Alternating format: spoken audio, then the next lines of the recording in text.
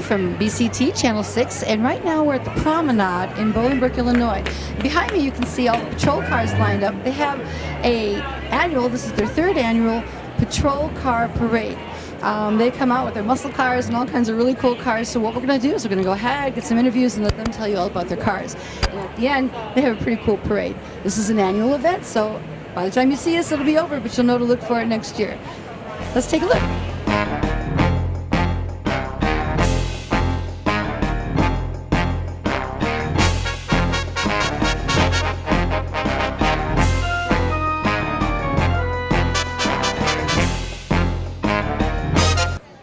My name's John. I'm retired from the Midlothian Police Department, 33 years on, so going on my third year retirement now. Got this car as a project car when a relative of mine died in the line of duty. He was ambushed in Indiana. So myself and my son decided to start putting this car together, and once we got it completed, with the blue line flag down the side, the shredded one, the police memorial logo on the front, and then we have another logo on the back honoring law enforcement. We took it down to Washington, D.C. for the National Memorial.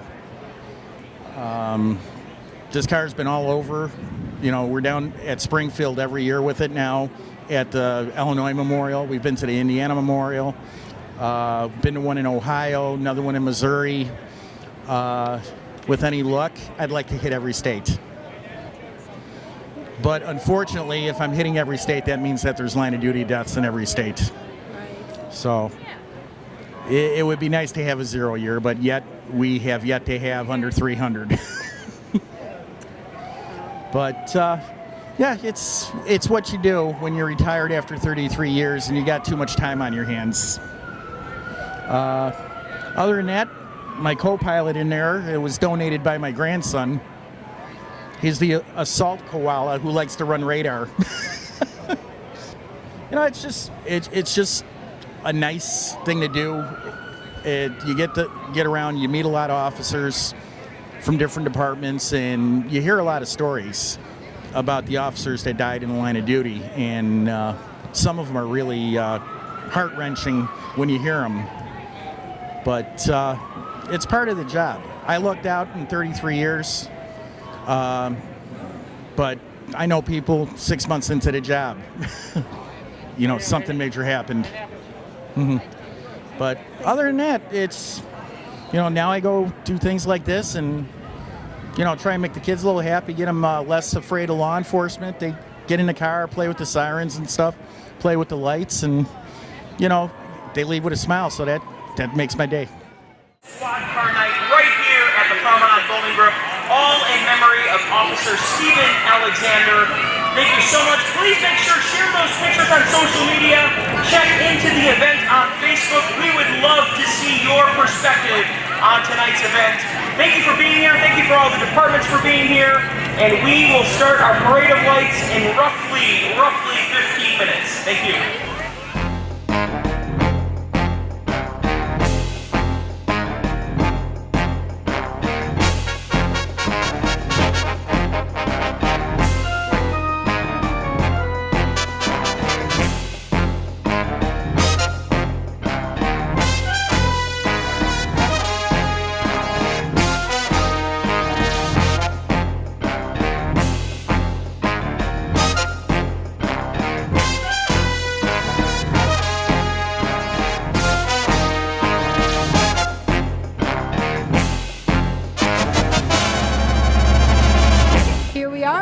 I am with, what is your name?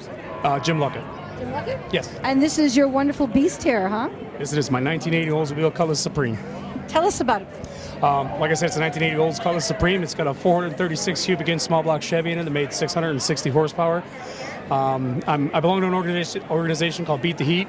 It's a nationwide organization, police, firefighters, first responders, geared towards getting people off the street, anti-street racing, getting them on the track, and, you know, distracted driving, DUI, stuff like that.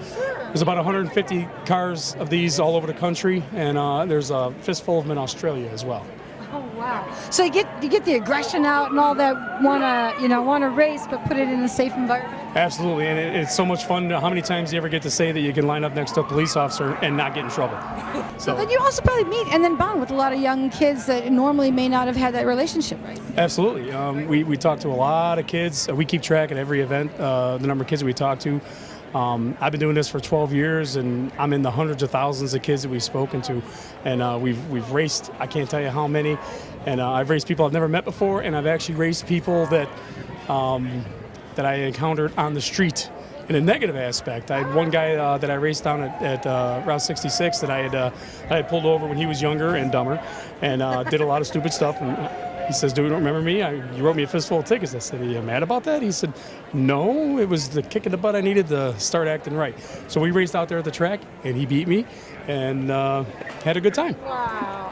That's the kind of story you really need to hear, and that just shows we're all human, and people have this division, and that just, that doesn't help.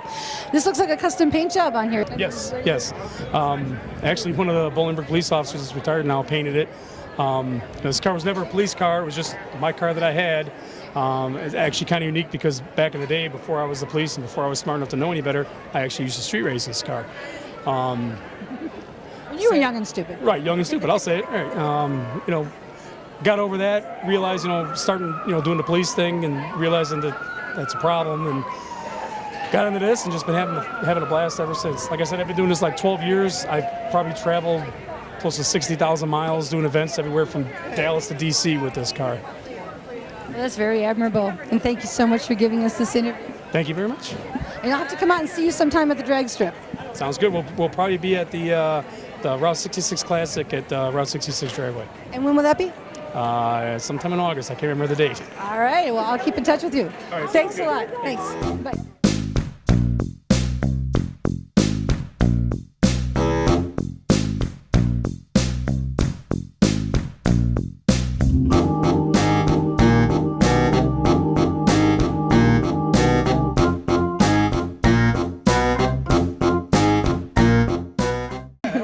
Well, look where I am.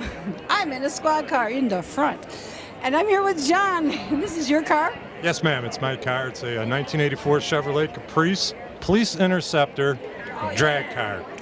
It's just a model that the manufacturer would put out that would have bigger motor, better suspension, things like that. But this car has none of that. It's all custom. So when you say Interceptor, that means it's a stronger motor than the average police car? Yeah, it has a bigger motor. It has a better suspension, better steering, things of that nature. And what was the size of the motor again? Size of the motor in mine is a 475 cubic inch big block Chevy. It generates about 750 horsepower, but it's not what comes with the car. No, this is all custom. What normally comes with the car? Usually, most of them came with 350s. Really? That's what I had in my Nova. I had a 72 Nova with a 350 engine in it. Yeah, I'm not sure what they come with nowadays. Well, this is really cool. So the inside is all torn out. Is there a reason for that? Yeah, we take these cars and we race against, mostly against kids, high school kids and, young adults. So we had to build the car to safety standards of the NHRA. This car runs about 10 and a half seconds down a quarter mile. So it had to have certain amount of safety equipment, safety gear in it. So it's got a roll cage and, racing seats, 5-point harnesses, everything you need to go fast. It looks like it's built for that. So are you with the Beat the Heat program as well? Yes, I am. Yeah, I've been with them for 20 years. That was my next question. Yeah, it's a blast. I've probably been in front of over 500,000 kids in the 20 years. Yeah. How many lives you've changed? If there was one out there, if we got to one kid, it's all worth it. Yeah. Well, some of the energy is, so misrepresented and negative. And I think you're doing such a wonderful job to build a bridge between generations. Yeah, and that's one of the main things we want to do is just show kids that you're just normal people, We work on cars. We have fun. We're just a normal guy. Great. Well, thank you so much for giving me this interview. How many years have you been on the force? Retired a long time ago. Congratulations, then. You want me to start it while you're sitting in there? Yeah! I'll come around the other side. Okay. Woo!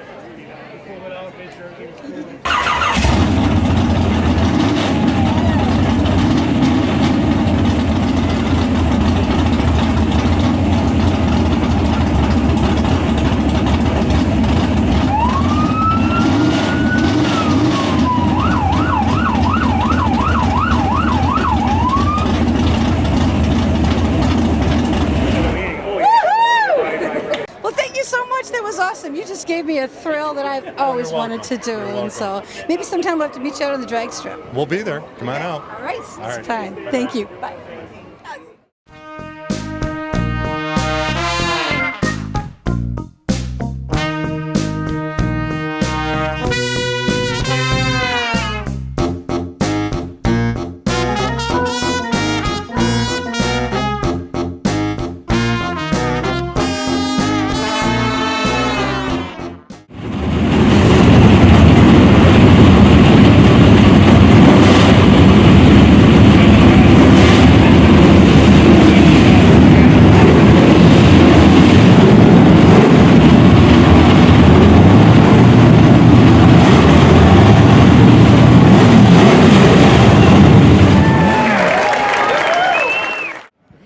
I'm now here with Jim Ashmore, and you have this trail of credentials, so I'm going to go ahead and let you explain and tell us what you're going to be doing today.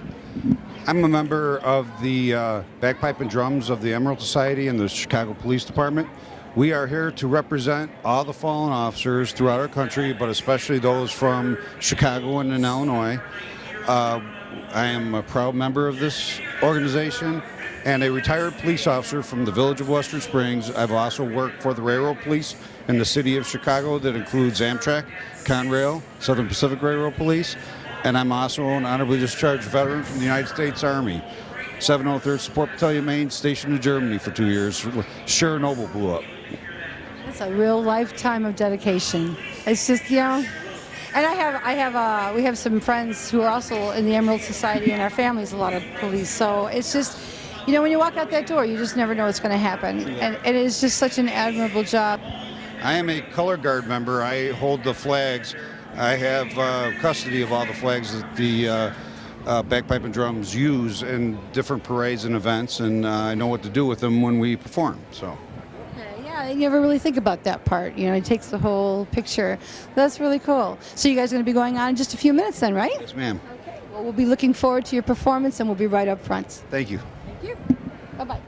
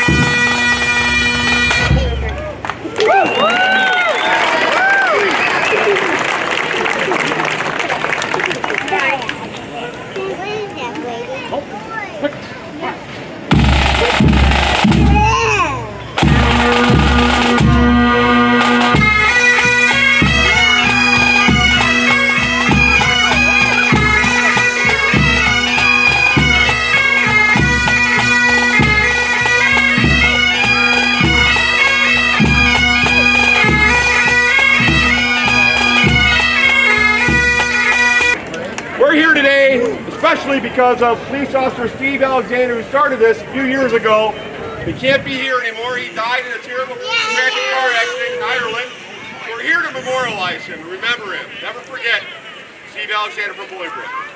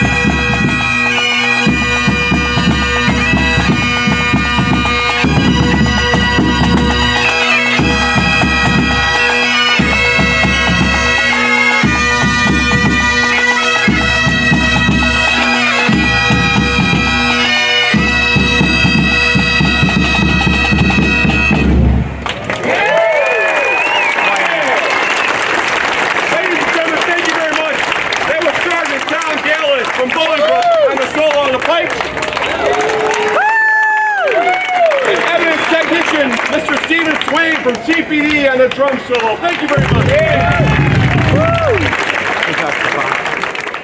Okay, my name is Officer Robin Prokaska. I'm with the Orland Park Police Department. I served 21 years there, of 24 years total as a police officer. Retired last year. I'm working part-time for the village. This year is the 2019 Ford Explorer. Only has 1,200 miles on it, and it's what we drive in Orland Park now.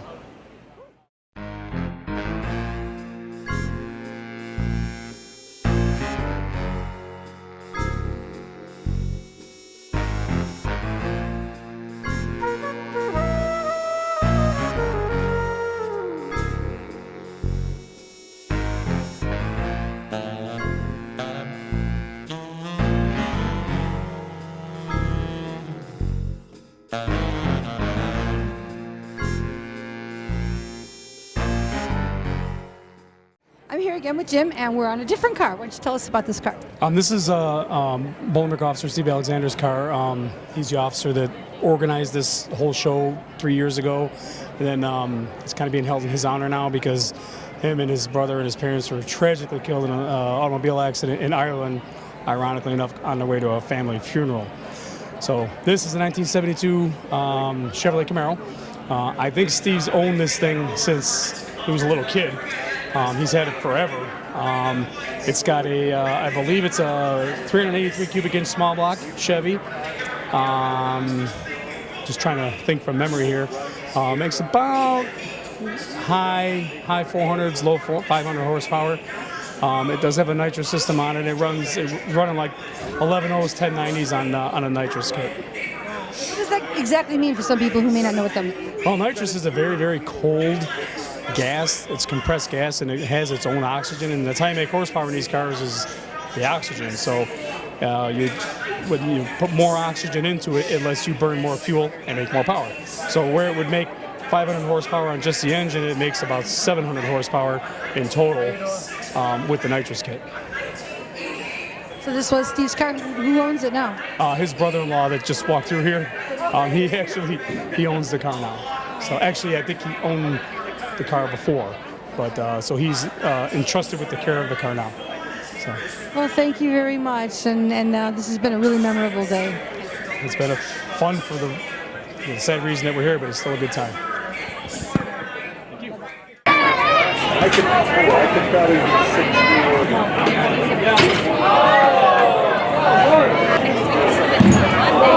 Yeah, man, it's a cool event.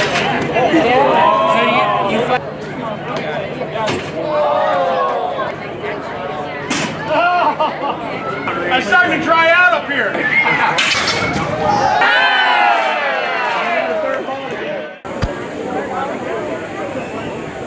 This is a Lenco Bearcat. It's a SWAT vehicle, part of ILEAS, Weapons of Mass Destruction team. It is stored at the Naperville Police Department. We are the controlling agency of Region North right now. It is a 2006. It is built on a Ford F650 frame. It is completely armor plated and bulletproof. It will stop up to a 50 caliber rifle round. We will use this for high-risk search warrants and rescue missions. So ideally, it gets mischaracterized as a tank. There are no weapons on there besides what we bring. Ideally, it would be used if somebody is down and needs rescue. We will put this vehicle in between the injured party and the threat so that we could safely get officers to them and medics to them, secure them, and then we will drive away and get them out of harm's way. What's the hatch for on the top? So the hatch is just another observation point. I mean, there are holes and turret points in there that we can put rifles through if we need to, but ideally you would put somebody up there as another set of eyes with a rifle if needed. Otherwise, what we will also do is we will mount a speaker up there so that we can make announcements and try to communicate with the subject to either answer the phone, come out and surrender. That way we can hopefully end everything peacefully. Great. Thank you. You're welcome.